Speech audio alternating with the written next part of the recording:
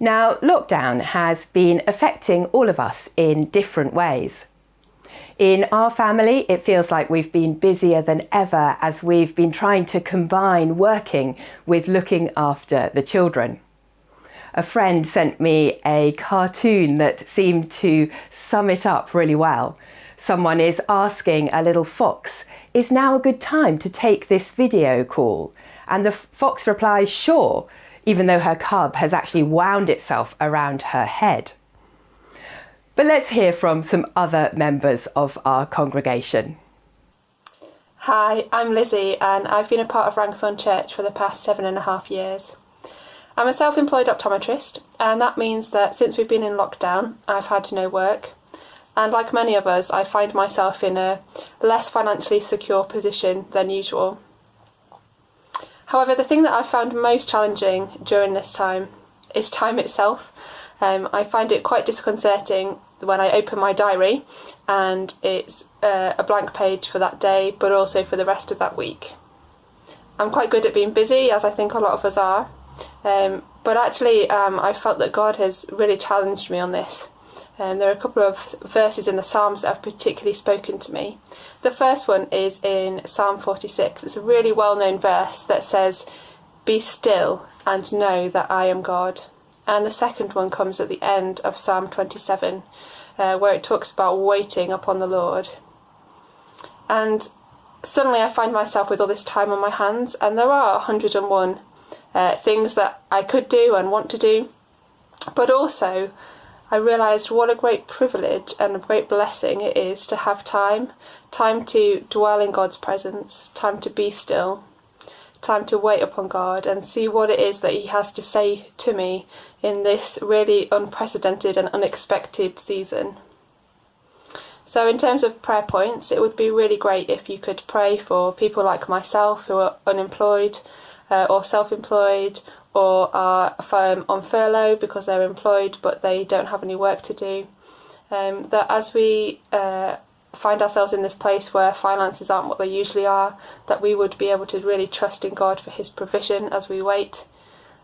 And also for those of us that find that we do have extra time because we're not serving or volunteering or working in the same ways that we normally do. Pray that we would be able to use our time wisely, that we would use it to glorify God and to grow closer to Him. Thanks, and God bless. I'm Alistair and I'm with my wife Sue, and we wanted to share with you a little bit of our experience of sheltering from the COVID-19 virus. I'm self-isolating as I have ME, which is a chronic illness. And in many ways, self-isolating is less of an adjustment for me, as I frequently have the experience of having to stay behind closed doors. I'm practiced in developing the coping strategies needed to get through. An important one I find is to seek joy in the small things.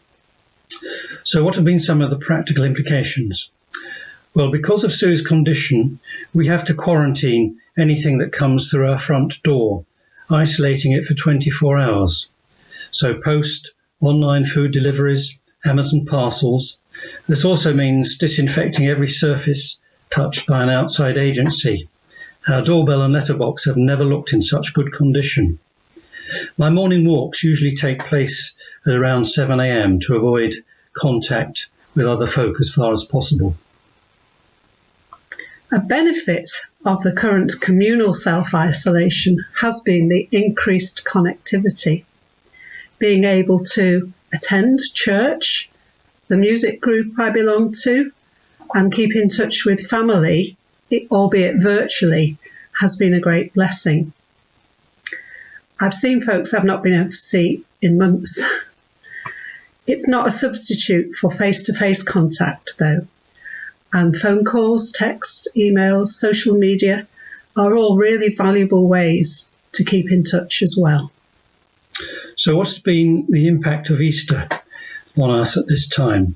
Well, listening to some of the Easter reflections and reading the Bible, I am struck by parts of the Easter message being brought into sharper relief as a result of the current situation. Jesus washing the disciples' feet, setting us an example of serving others, no matter our status in the world, being utterly alone at a time of great need, and the disciples locked away in a room with the fear of a hidden enemy after Jesus' death. I've been especially drawn to prayer during the time of crisis, with the Easter season providing a fitting backdrop, the desolation of Good Friday, and then the resurrection hope of Easter Day. Looking beyond lockdown, on a personal level, my hope is that some of our newfound connectivity and efforts to keep in touch will continue. So in conclusion, we want to send our love to you and all those close to you in the name of the risen Lord. My name is Alex, and I belong here as a part of the family at St George's. In the week I work as a physio, and at the moment I'm doing lockdown, working and still in the hospital and living on my own. For me, this has been a really amazing opportunity to go deeper and become more intimate with God. This is a new and difficult circumstance that we find ourselves in, but for me, it's been a time to simplify life and to gain a new focus on Jesus. We so often say that we have no time we're too busy to do things. For me, it's been a time when I can carve out specific portions of my day to just read God's word, hear from him, and be taught by listening to podcasts or church things. In that vein, what God has been saying to me during this time and challenging me on is the obedience of biblical characters, both in the Old Testament and in the New Testament, who are obedient to God at his word.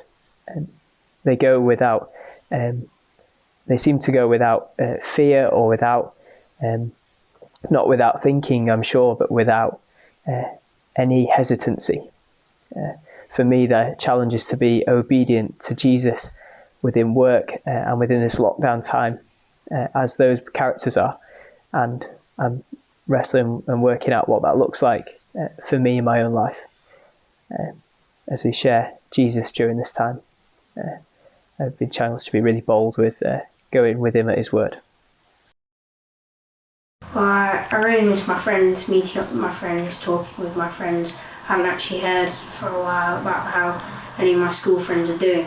I find that I have a really good support network with my friends at church, my friends at my school, and my friends at my previous school.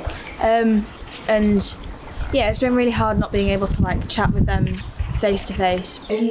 So for me, that's probably been getting time to be by myself and alone, which is probably ironic. Most people would say, oh, it's not seeing people. For me, I guess it's not always having my own space to just be alone and recharge. I miss my uni room. Well, it's been nice being with my brother Alistair a lot more than I would normally, because normally he's at uni. It can be difficult sometimes when people just seem to want to spend time together all the time.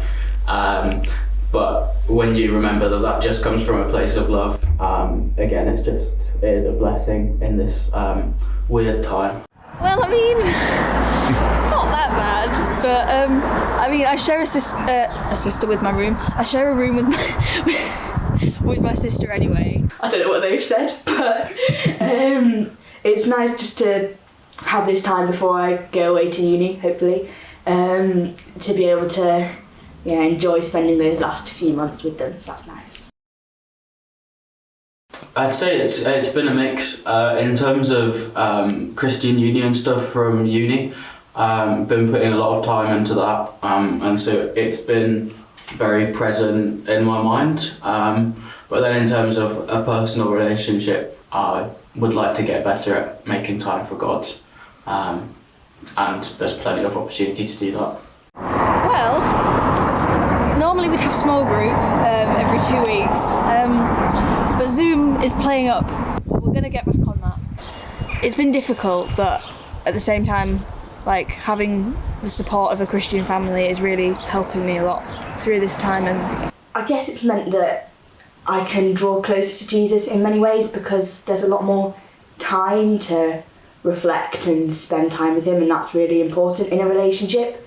So that's been really helpful, and also just figuring out how to practice gratitude and joy in what could be quite a hard time to be joyful in. Doing that with Jesus has been really helpful. It's something we've been looking at in small group. Well, the good thing is I've had a lot more time to sort of think about where I'm at with God, which is really positive. It's been nice to spend more time with my family, even if it's not under circumstances that we would have imagined or really hoped for.